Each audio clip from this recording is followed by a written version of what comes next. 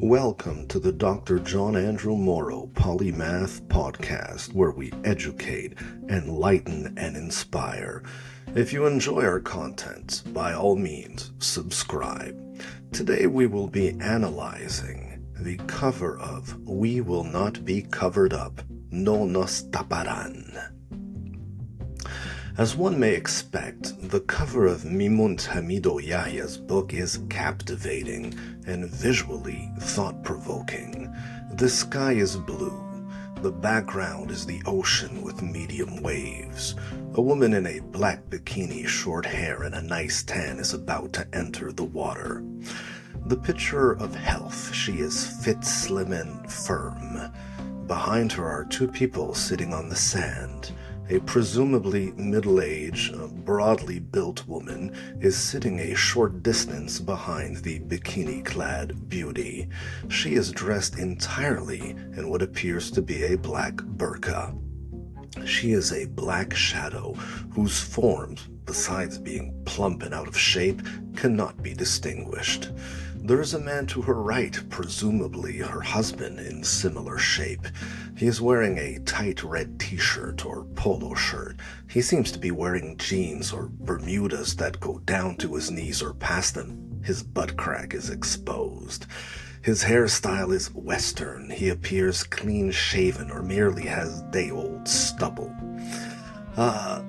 He is wearing black sunglasses. He might be averting his gaze from the young woman in the two-piece bathing suit, but in all likelihood he is staring right at her firm ass as it bulges bountifully out of her bikini bottom. His wife appears to be doing the same thing. This photograph truly tells 1,000 words or more. The woman in the black bikini is at the center of the photograph. She is the subject of the book. She could be a secular European, but she could just as easily be a North African, Moroccan, Tunisian, or Algerian. Many Muslim women wear bikinis. They are fewer than in the 1960s, 1970s, and 1980s. They were once the majority, but have now become the minority in many parts. Why should one presume that a bikini-clad woman is not a Muslim? Why have we come to expect a Muslim woman to wear a burkini or to swim fully dressed? Either way, the woman's short hair seems to signal that she is a secular woman or a feminist. Perhaps she is a Muslim who rejects the sexist belief that a woman is prohibited from cutting her hair short. Perhaps she rejects the claim that a woman's hair, like the rest of her body, is a private part. The woman in the black burqa is to the left. The left has traditionally been associated with femininity. The man is to the right. The right has traditionally been associated with masculinity. The Muslims at the back represent patriarchy and inequality. They are behind and they are backwards. They live in an imaginary past.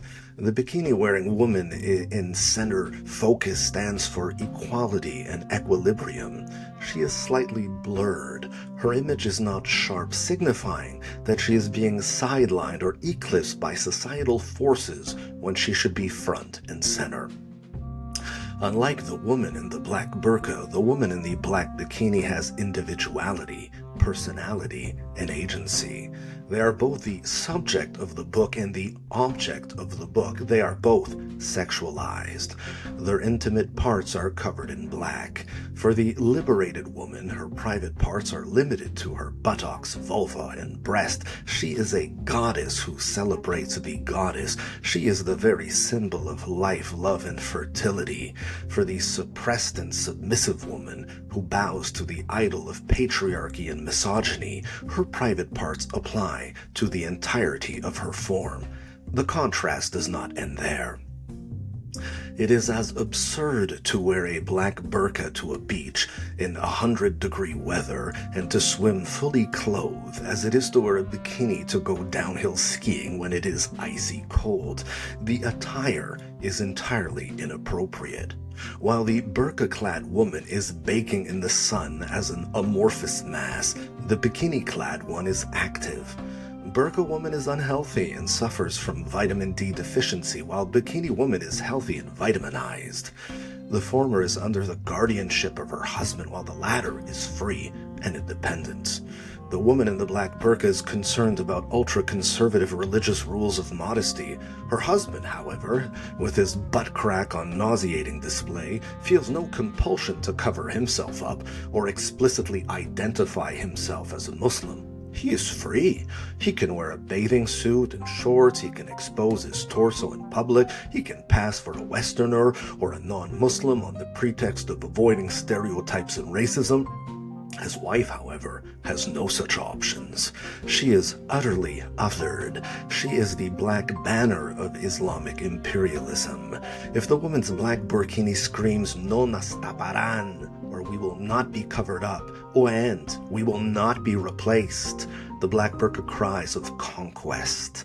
It defiantly asserts that we will not integrate with you infidels.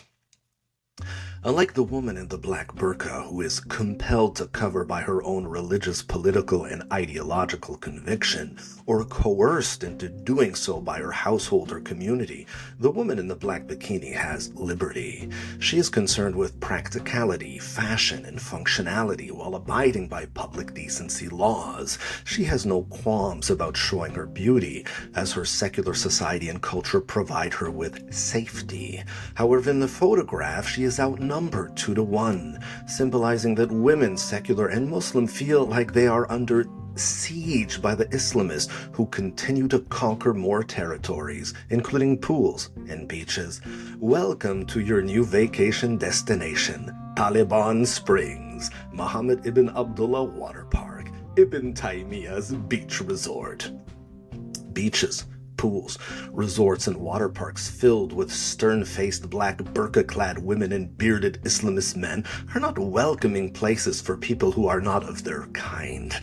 Women and men, even Muslims who do not share their radical Islamic ideology, feel completely uncomfortable in their intimidating presence. Women are not free to be free around such people. Nobody wants to suntan in a bikini or swim in a one-piece bathing suit in the company of Osama bin Laden, Abu Bakr al-Baghdadi, and the members of their harems. The fact of the matter, however, is that radical Islamists vacation in Las Vegas, Dubai, and other sites of debauchery where they drink alcohol, hang out in strip clubs, and frequent prostitutes. They only wish to deny their women freedom. Ultimately, and most importantly, the question asked by the photograph is clear. Which of these women has more rights and liberties, Miss Black Burqa or Miss Black Bikini? The answer is self-evident to anyone who has a shred of common sense.